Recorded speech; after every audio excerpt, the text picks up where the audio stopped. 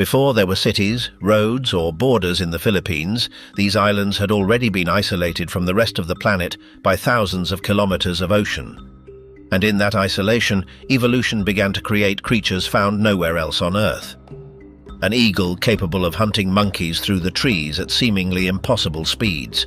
A primate with eyes so large they weigh more than its brain. Lizards that fly. Fish that decided to leave the water. Bats with wings larger than some human beings. Predators that have survived since before the extinction of the dinosaurs. It is the result of millions of years of isolation, evolutionary pressure, and extreme adaptation in one of the most diverse archipelagos on the planet.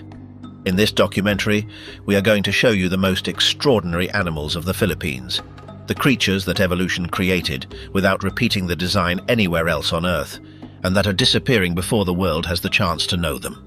Above the forest canopy of Mindanao, at heights where the clouds catch on the crowns of the tallest trees, lives a predator that Filipinos have called haribon for centuries, king of the birds. Its scientific name is Pithecofaga jefferi, and when the first Western ornithologists described it in the late 19th century, they spent years trying to classify it correctly because it did not fit into any known category of bird of prey. Its wingspan exceeds 2 meters. Its weight can reach 8 kilograms. But the first thing the eye notices is not its size, but its head. A facial disc of brown and cream feathers that frames its eyes with the density of armor, and a crest of long feathers that rises during the hunt, giving the skull a silhouette that seems designed to intimidate before the bird does anything at all. It hunts within the forest canopy, among the trees, not above them. It pursues monkeys, colugos, and large lizards by leaping from branch to branch at speeds that even high-speed cameras have struggled to capture clearly. Hunting this way requires a dense, continuous forest without clearings, a forest of which the Philippines has lost 82% of its original extent in less than a century. Its reproductive cycle is what makes this species one of the most vulnerable on the planet, regardless of its size. A breeding pair raises only a single chick every 2 years. The young remains with its parents for up to 17 months. If a pair loses its territory to deforestation, there is no biological mechanism capable of compensating for that loss by accelerating reproduction. Approximately 800 individuals remain in the wild. Every breeding adult that is lost represents a portion of the species that cannot be replaced. Since 1995, it has been the national symbol of the Philippines. Its image appears on banknotes, postage stamps, and national identity campaigns. Meanwhile, the area of primary forest where it can survive continues to shrink. How long a species can endure between paper currency and the chainsaw is a question the Philippines has yet to answer. In the nocturnal forests of Bohol, Samar, and Leyte, there is an animal that weighs between 100 and 150 grams and has the largest eyes relative to body size of any known mammal on Earth. Each eyeball measures approximately 16 millimeters in diameter. Its entire skull is not much larger. Together, those 2 eyes weigh more than its brain. Its scientific name is Carlito siricta, endemic to the Philippines, completely nocturnal, and shaped by evolution with an anatomical solution that no other primate has developed.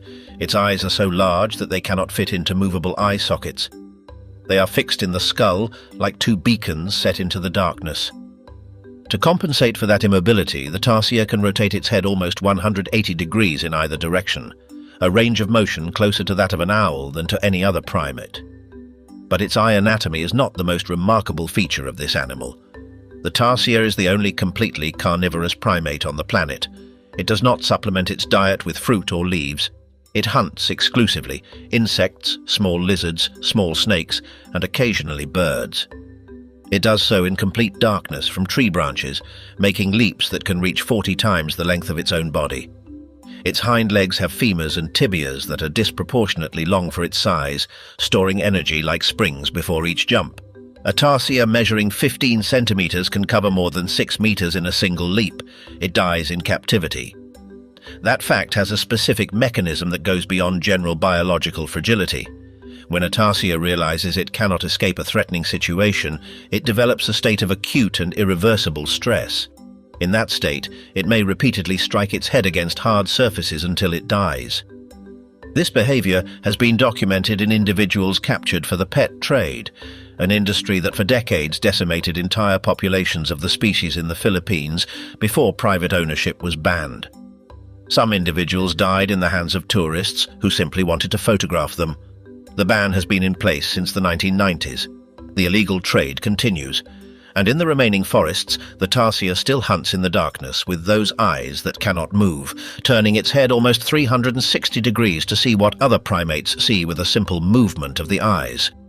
What no one has yet explained precisely is why an animal with such exceptional night vision, such rapid reflexes, and such remarkable jumping ability remains so difficult to spot in its natural habitat. Tarsiers can be just 2 meters away from a human observer in complete darkness and remain entirely invisible. Something about their behavior, still not fully understood, makes them animals that see without being seen. In the forests of the Philippines lives an animal that scientists have spent more than a century trying to classify correctly. It is not a bat. It is not a primate.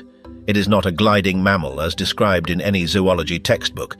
It is something evolution produced on its own, with no known direct precedent, and that still occupies a taxonomic position shared by no other order of mammals on Earth. Its scientific name is Cynocephalus volans. In Tagalog, it is called kagwang.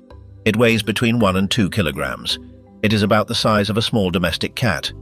Between its neck, limbs and tail stretches a continuous membrane of skin called the patagium that, when the animal extends all 4 limbs, transforms its body into something that resembles a kite more than a mammal. The colugo's patagium is the largest of any known gliding mammal. It covers a total surface area that can exceed 700 square centimeters. When the animal leaps from a tree branch and spreads this membrane, it can glide for more than 70 meters while losing less than 10 meters of altitude. Its gliding efficiency is comparable to that of some human hang glider designs. All of this in a body weighing less than 2 kilograms with no mechanism for active propulsion, relying solely on gravity and the geometry of that outstretched skin. On the ground, it is almost helpless. Its 4 limbs are connected by the membrane in a way that makes walking on a horizontal surface slow and awkward. Terrestrial predators would catch it with little difficulty.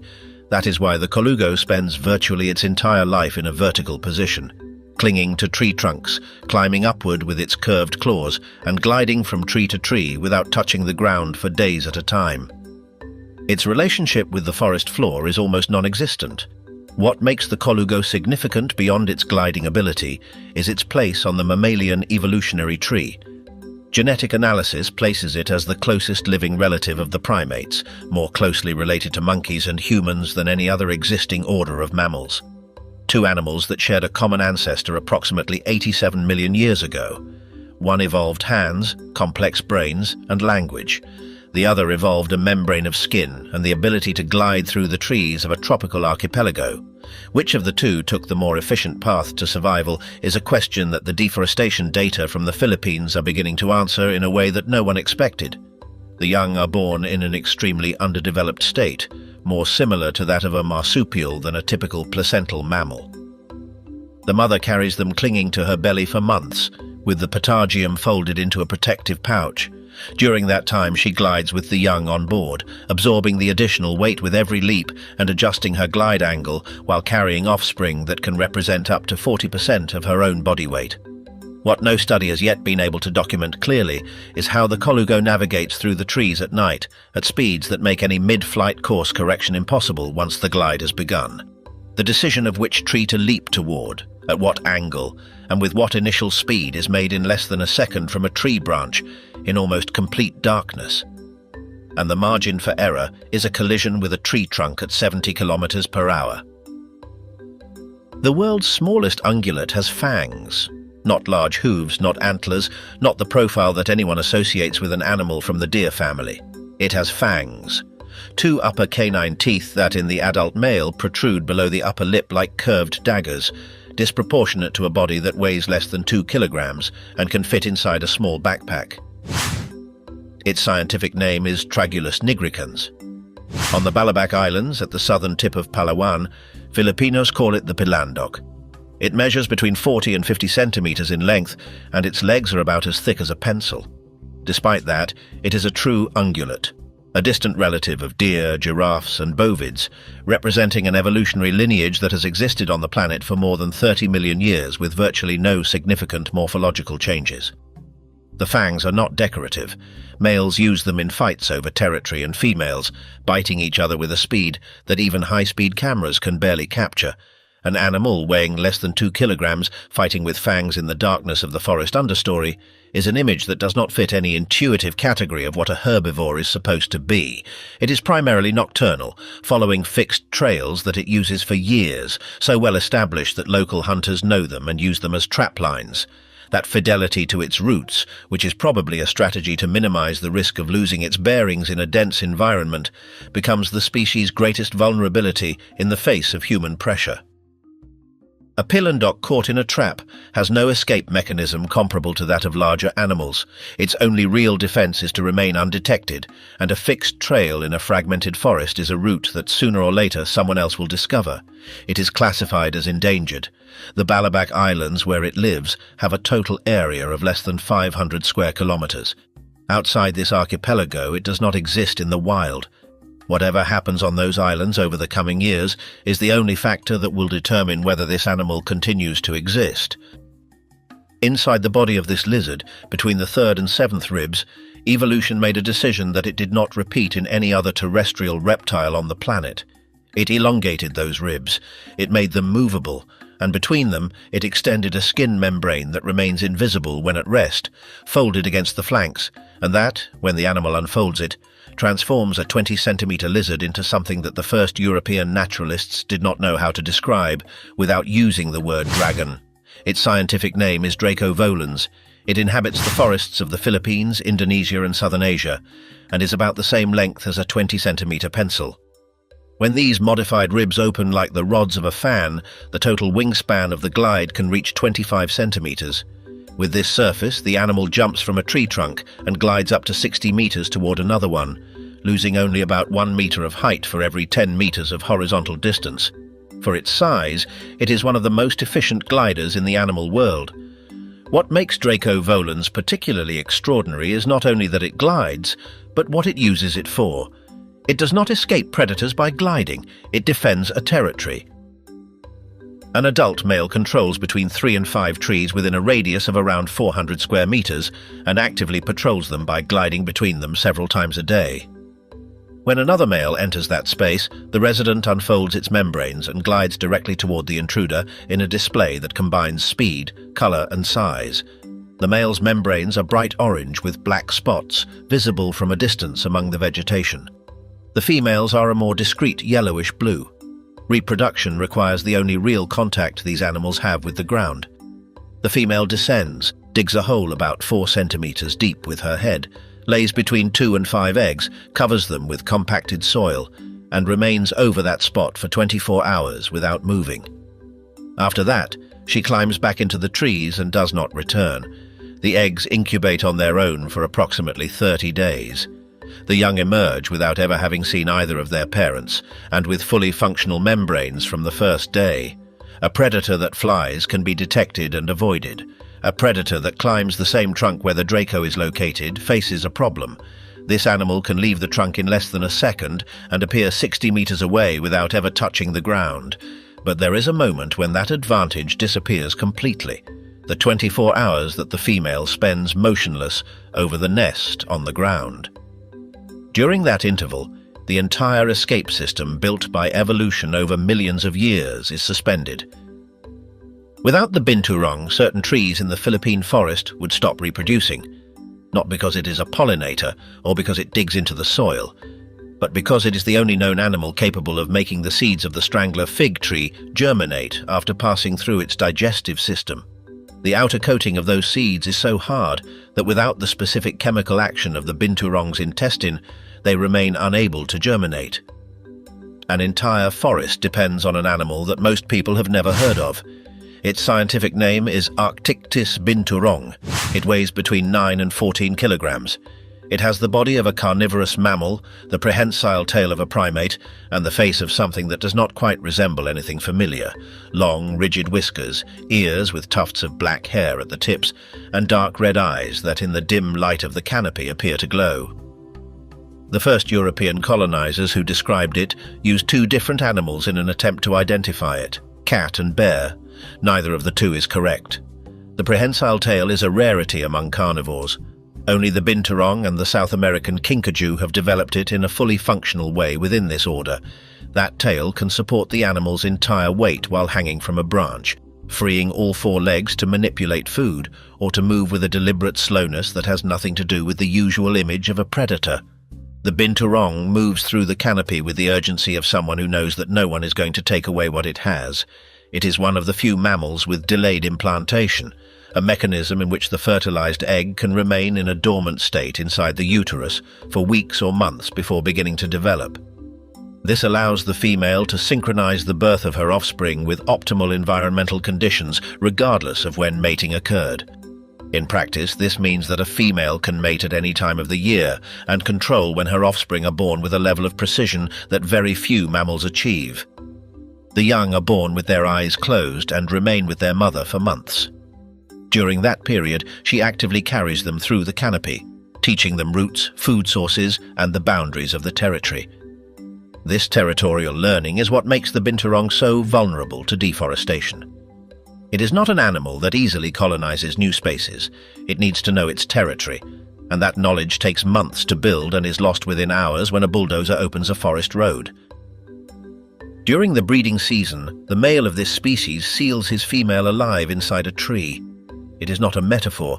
The female voluntarily enters a cavity inside a tree trunk, and together they seal the entrance with a mixture of mud, feces, and fruit pulp until only a hole of a few centimeters remains, just large enough for the male's beak to be inserted from the outside.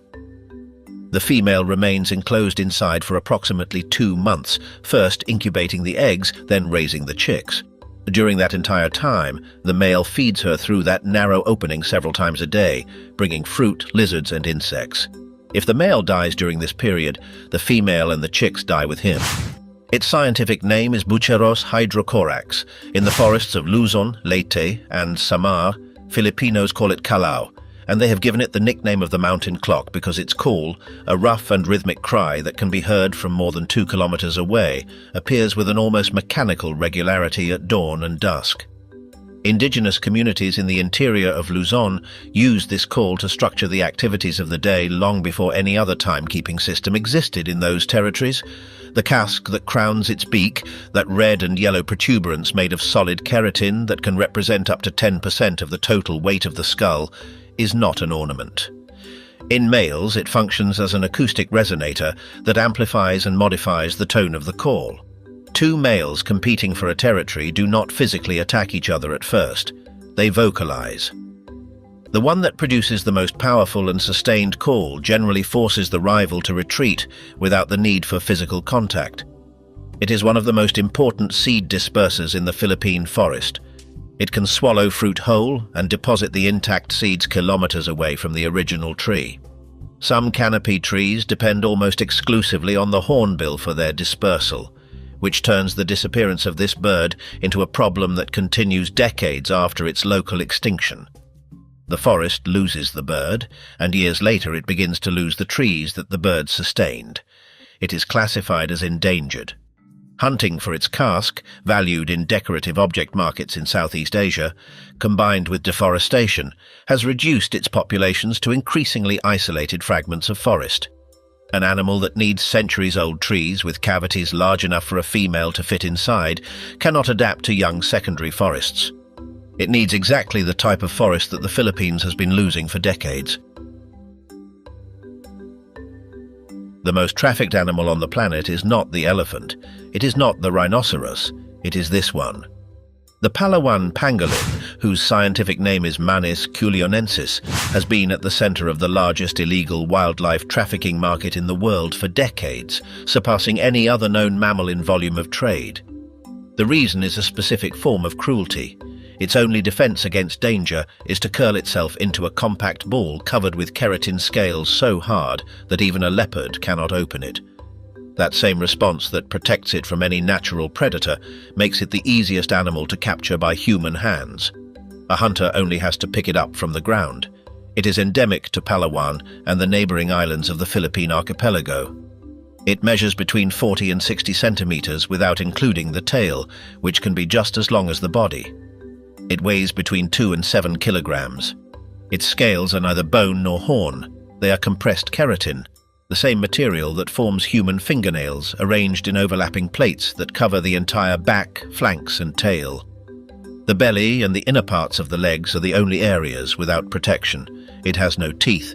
It hunts ants and termites exclusively, using a tongue that can exceed 25 centimeters in length and is covered with a sticky saliva to which insects become attached before they can react. A single night of feeding can involve the destruction of several entire ant colonies. Throughout its life, an adult pangolin consumes tens of millions of insects, regulating populations that would otherwise destabilize the balance of the forest floor. The market that targets it operates mainly in Southeast Asia and China, where its scales are used in traditional medicine despite being made of keratin, a protein identical to that found in human fingernails with no documented pharmacological properties. Its meat is consumed as a delicacy at elite banquets. The price of a live specimen on illegal markets can exceed $1,000, turning each animal into an economic incentive that local fines have failed to counteract. It is classified as endangered. The populations of Palawan have declined drastically over the last 2 decades. Conservation programs face a problem that they do not have with other threatened species.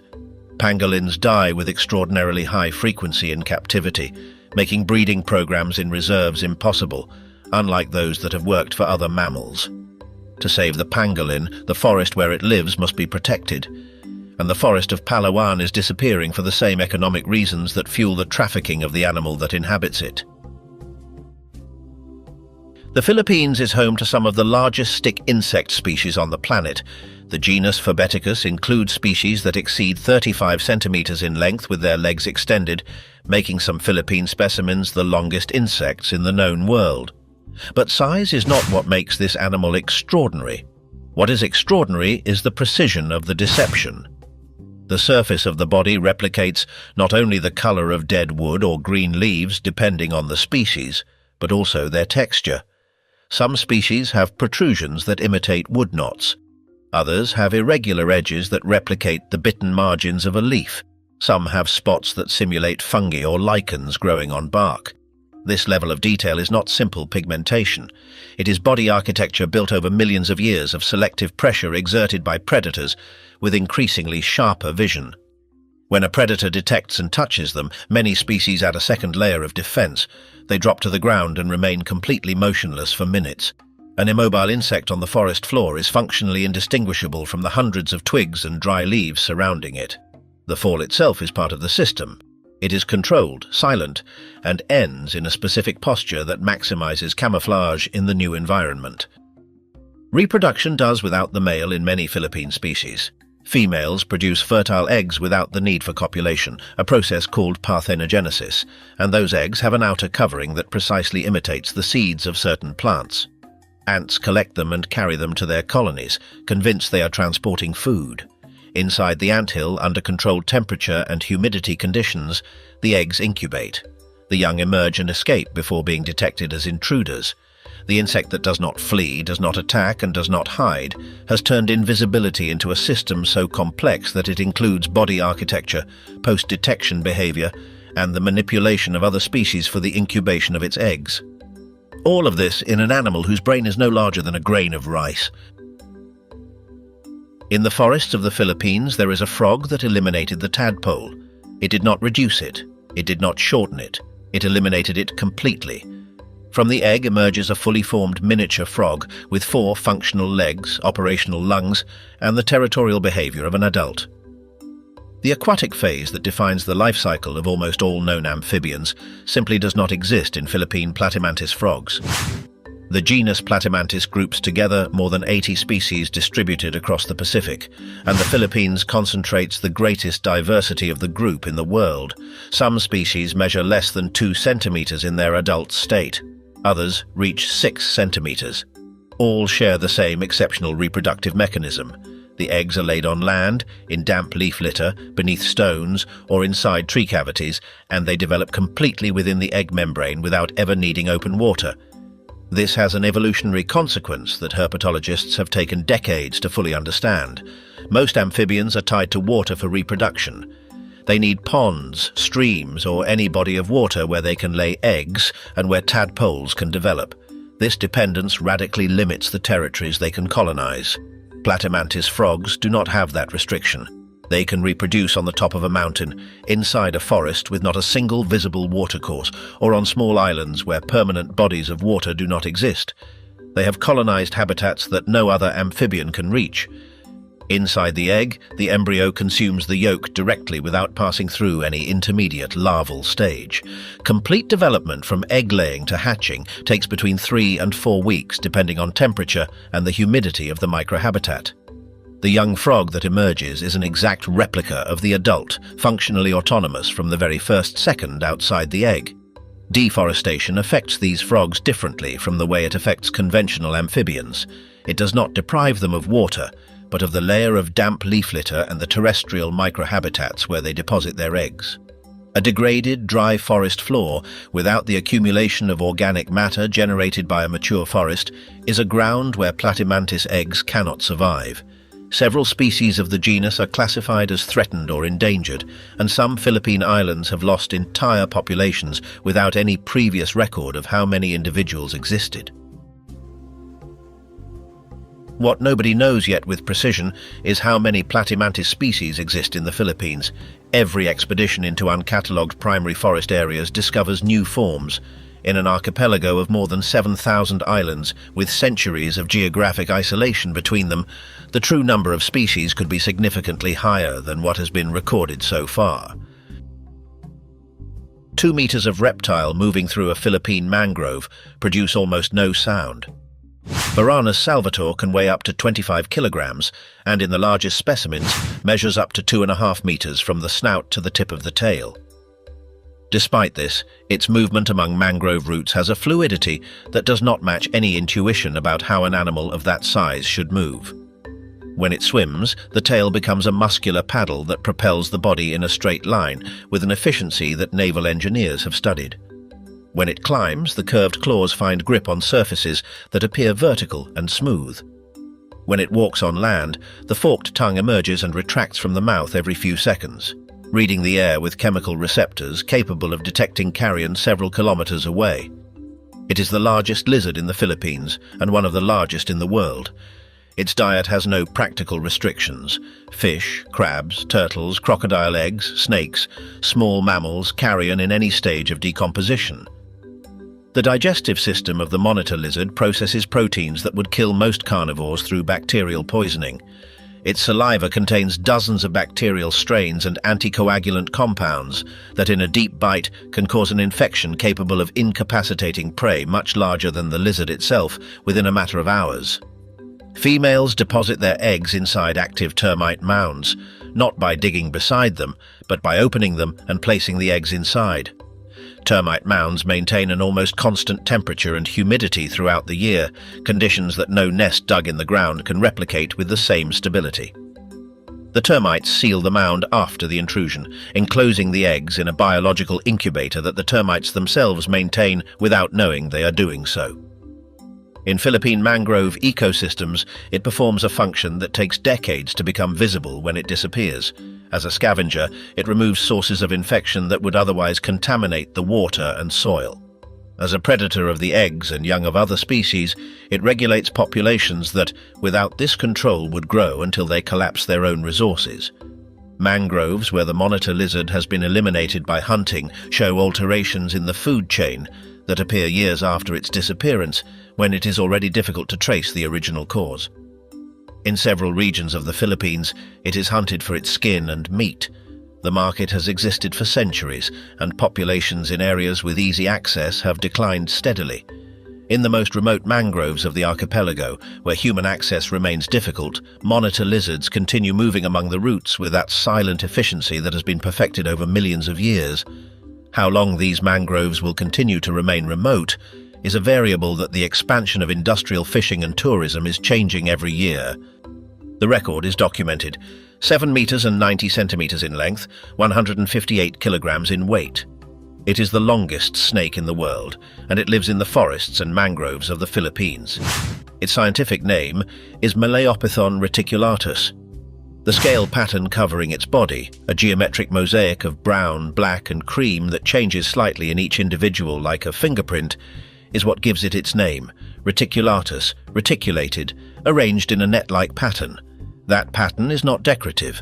On the forest floor, among roots, leaf litter, and filtered light, a body almost 8 meters long with this design disappears from view at a distance of 2 meters. It hunts by constriction.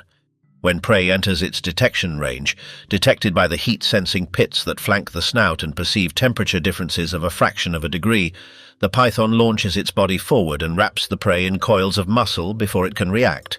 It does not crush the bones. It squeezes just enough so that every time the prey exhales, the coils tighten slightly more, reducing the space available for the next inhalation. Death occurs through cardiorespiratory failure, not crushing. The entire process can take less than a minute in medium-sized prey. Then comes something that biology is still studying closely. The python can swallow animals whose mass exceeds 40% of its own body weight.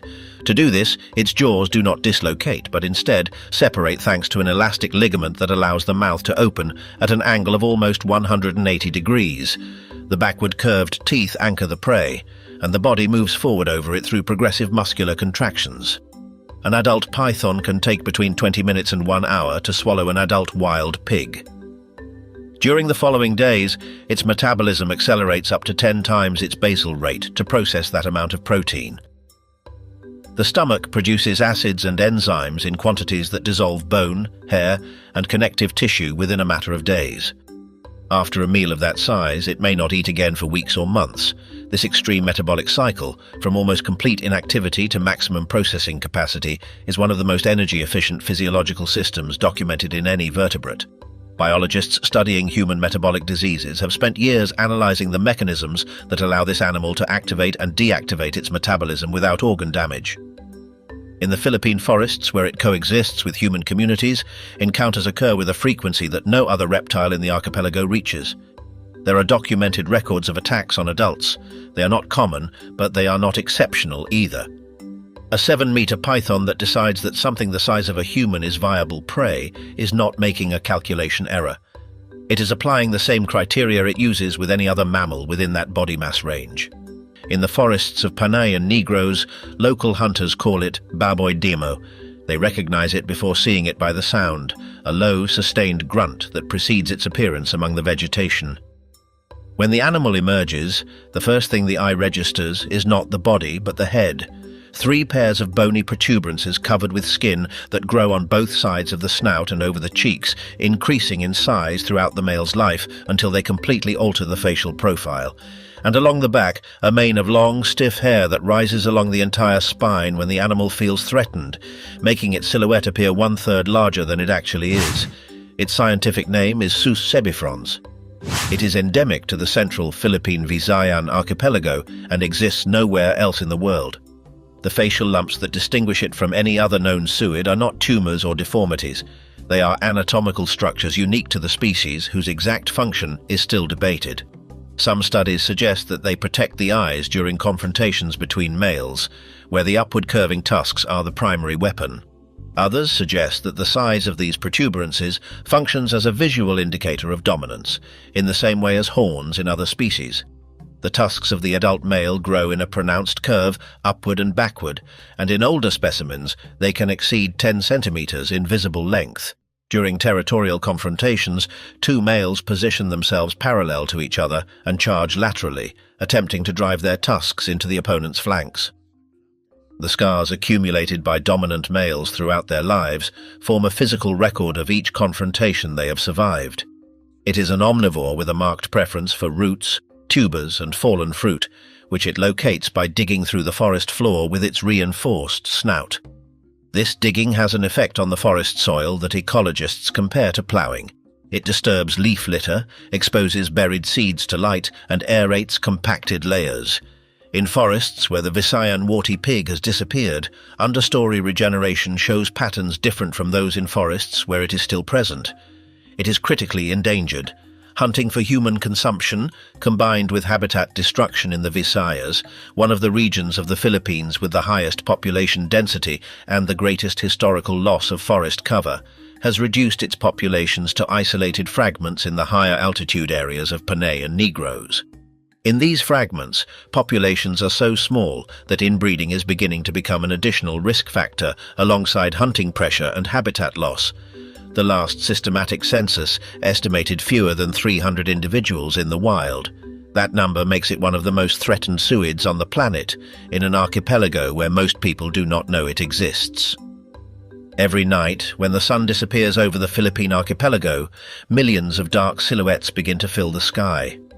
They are not birds, they are mammals, and the largest among them have a wingspan of 1.70 meters, the weight of an adult cat, and a face unlike any other known bat. The Acrodon jubatus, the golden-crowned flying fox, is the largest bat on the planet. Its head has the elongated profile of a fox, with large, forward-facing eyes that process visual information at a resolution that no other bat can achieve. The crown of golden fur that gives the species its name surrounds the skull like a halo, contrasting with the black color of the rest of the body. In flight, with that extended wingspan and that weight crossing the Philippine night sky, it is an animal that challenges any previous image someone may have of what a bat is. It does not use echolocation. Unlike most bats which navigate and hunt through ultrasonic pulses, the flying fox depends exclusively on vision and smell. This completely defines its diet: ripe fruit, nectar and flowers, located through scent and night vision.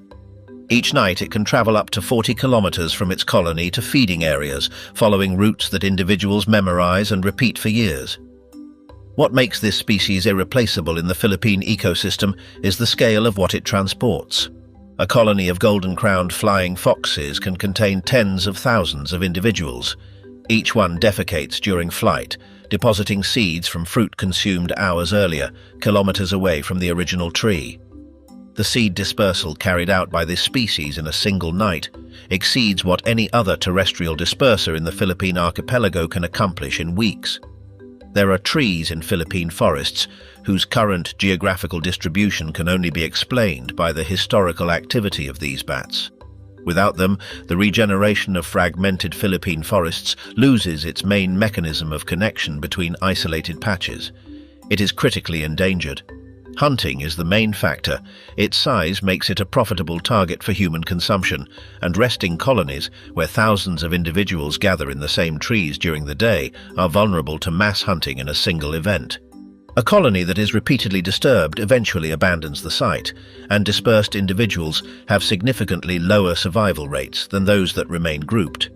The Subic Bay colony, one of the largest documented in the Philippines, has lost more than 90% of its population in the last 3 decades. What was once one of the largest concentrations of flying mammals in the world is now only a fraction of what it was, in a forest that without these animals is silently losing its main mechanism of regeneration. The largest fish in the world feeds on the smallest things that exist in the ocean. Rhincodon typus can reach 12 meters in length and weigh more than 20 tons. A mouth 1.5 meters wide that opens almost perpendicular to the body when the animal filters water at the surface. And inside that mouth, instead of functional teeth, a series of gill structures that act as filters, capturing zooplankton, fish eggs, and small crustaceans. The largest predator of the Philippine open ocean feeds on organisms that cannot be seen with the naked eye. Off Donsol, in the province of Sorsogon, between November and May, dozens of whale sharks converge every year following concentrations of sardine eggs that turn the water orange. It is one of the largest documented concentrations of this species in the world, and for decades it was a secret known only to local fishermen. When the first diving operators arrived in Donsol in the 1990s, what they found changed the region's economy in less than a season. In Oslob, on the island of Cebu, something different happens. Local fishermen began artificially feeding whale sharks with shrimp to keep them near the coast and attract tourists. The economic result was immediate. Hundreds of daily visitors and income that transformed an impoverished fishing community into an international destination. The biological consequences took longer to become visible. The Oslob sharks have altered their migration patterns. They remain in the area for months instead of following seasonal routes that would take them to natural feeding grounds. Several individuals show scars from the propellers of tourist boats, and the animals that depend on artificial feeding are consuming a type of food that does not replicate the nutrient concentrations of wild zooplankton. What no one knows with certainty yet is whether this behavioral change is reversible. Whale sharks have an estimated lifespan of between 70 and 100 years. An animal that spends years conditioned to wait for food at a fixed point along the coast is developing a behavioral pattern that could persist for decades. If artificial feeding stops, no one can guarantee that these individuals will recover their original migratory routes, or that they will be able to find on their own the food concentrations that their wild counterparts follow. It is classified as an endangered species. Bycatch, collisions with vessels, and the degradation of the zooplankton ecosystems on which it depends threaten its global populations. In the Philippines, where the law has prohibited its capture since 1998, the debate is not whether to protect it, but how to do so without destroying in the process the economy of the communities that for decades have built their livelihoods around it. This animal is a fish that chose not to be in the water. Periophthalmodon schlosseri spends most of its adult life outside the sea on the exposed mud of Philippine mangroves, breathing air directly through its moist skin and through a modified gill chamber that retains enough water to maintain gas exchange outside the aquatic environment. When the tide rises and covers the mud, many individuals climb onto the roots of mangroves and wait for the water to recede. Returning to the ocean is not an instinct for the mudskipper. It is something it actively avoids. Its eyes are located at the top of its skull, independently mobile and capable of retracting into moist cavities to prevent dehydration. Each eye can move in a different direction simultaneously, giving the animal a 360-degree field of vision above the surface of the mud. Underwater, this vision would be unnecessary. On land, where predators can approach from any direction, it is the difference between reacting and not reacting. The pectoral fins function as arms. The animal uses them alternately, in a movement that biologists describe as proto-walking, supporting the body's weight on one fin while moving the other forward. With this mechanism, it can move across irregular surfaces, climb vertical routes up to 30 centimeters high, and perform jumps of up to 60 centimeters when it needs to escape a predator. Its speed on land exceeds, in many situations, the speed it can achieve while swimming in shallow water. Its territory is terrestrial. Males dig burrows in the mud where they deposit their eggs, maintain access to the interior by pumping air with their mouths to ensure that the embryos receive enough oxygen, and defend the boundaries of that territory against other males through displays that include raising the dorsal fin, opening the mouth toward the rival, and performing vertical jumps. It is a territorial defense system built entirely on land by an animal whose basic anatomical design has been optimized for water for 400 million years. What makes the mudskipper relevant beyond its immediate biology is what it represents in the evolutionary record. The transition of aquatic vertebrates to terrestrial life, one of the most significant events in the history of life on Earth, occurred approximately 375 million years ago. The mudskipper is not a fossil from that process. It is a modern animal carrying out a version of that same transition in real time in the mangroves of the Philippines, with an anatomical design that allows scientists to directly observe the biological challenges that must be solved to move from one environment to the other. This animal has had the same body design for 80 million years. The dinosaurs disappeared. Mammals arrived, evolved and diversified. The continents separated and collided. Sea levels rose and fell dozens of times. And this reptile did not make any relevant modifications to its architecture because it did not need to. Crocodylus porosus is the heaviest reptile on the planet. The largest documented adult males exceed 6 meters in length and 1,000 kilograms in weight. In the mangroves and estuaries of Palawan and Mindanao, where significant populations still exist, a dominant male controls a territory of several kilometers of coastline that it actively defends against other males.